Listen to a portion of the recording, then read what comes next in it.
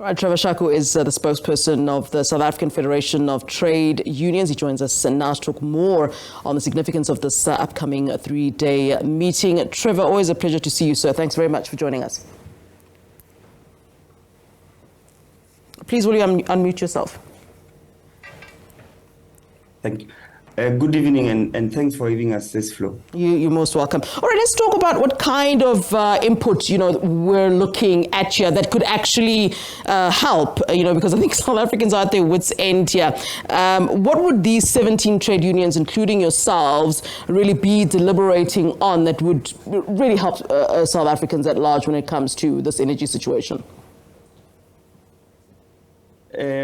So, as the 17 trade unions, and there are more, were founded in Nairobi last year, around October, a TWED South meeting. TWED means the Trade Unions for Energy Democracy. So, as these unions from the Global South and mainly from Sub-Sahara, we have come together to look at the trajectory and the path of the energy transition, which is currently unfolding in different parts of the globe, but mainly at what would be the impact of that in Sub-Sahara and in other areas of the Global South. And what we've come to understand, because what was also at play at the time and even at the current moment, is that there had been the Just Energy Transition Partnership, which had been signed between South Africa, 4 countries, and the European Union. And these countries had pledged about 8.5 billion. And ours was that we have to look at the source of the money and how will this money be utilized? Because the energy transition is, in our view, a just energy transition. And in order for us to be able to retain the social justice aspect of the just energy transition, we're going to have to safeguard this transition. So there are 3 things which mainly we are looking at. The first one is to look at what has been unfolding as far as these organizations are concerned. These organizations are concerned with privatizing energy provision in various countries, including in our country. You'd see this even today when they released their recommendations and also held a press briefing. They affirmed their position, and their position is to move towards acceding to the demands and recommendations of the IMF and the World Bank, which demands that the country ought to only play an enabling environment for private investments.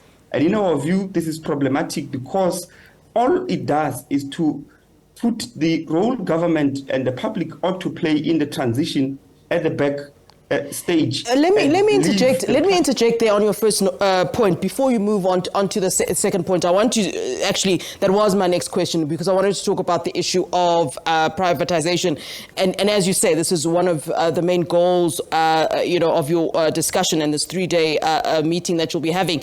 So South African unions and your allies, as you mentioned, we'll then be talking about this issue of privatization and responding to what you say is the regressive privatization.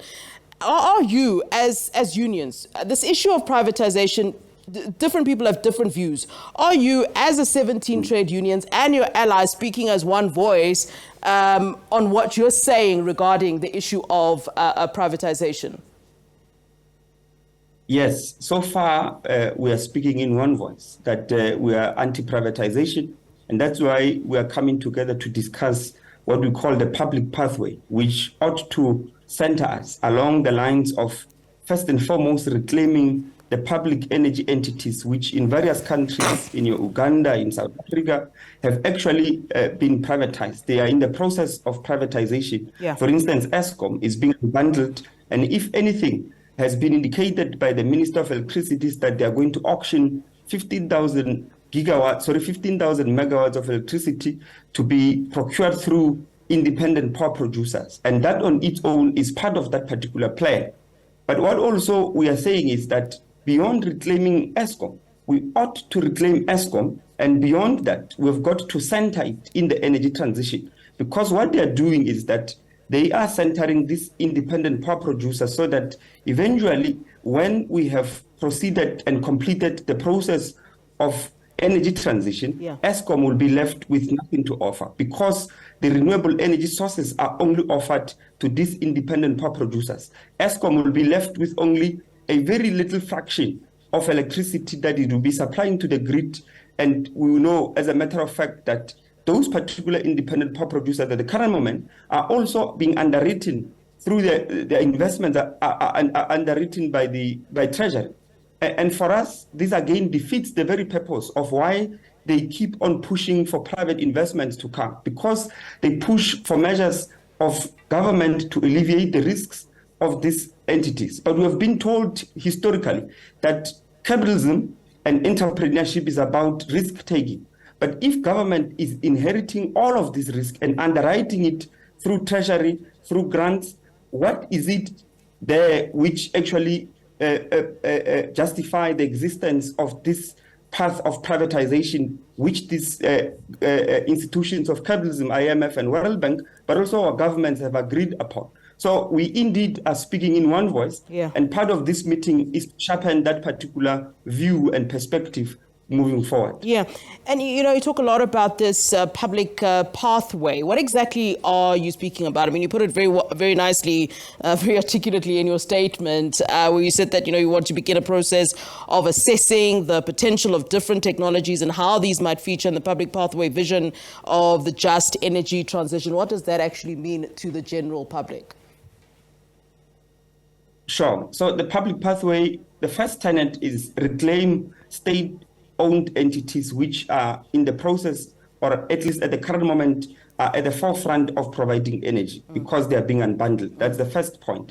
The second point is that we've got then to look at the energy poverty which exists in this country. We've seen Statistics South Africa releasing their household survey, which showed that the 10% of South Africa's households are not connected to the grid. So part of the public pathway is to ensure that all households, all people in the country access electricity and do not have to go to dirtier alternatives of providing energy, such as paraffin stoves and those which they use, of course, to heat, but also to cook in their homes. Yeah. The third part is to expose the funding methods which have come through the World Bank through loans which one will have various implications. The first one is to indebt countries which will be taking these particular loans. But secondly, there are conditions which are attached to these particular loans, which are pushing our governments to actually privatize energy provision. So the public pathway is merely an emphasis that the energy transition has to be championed by public entities,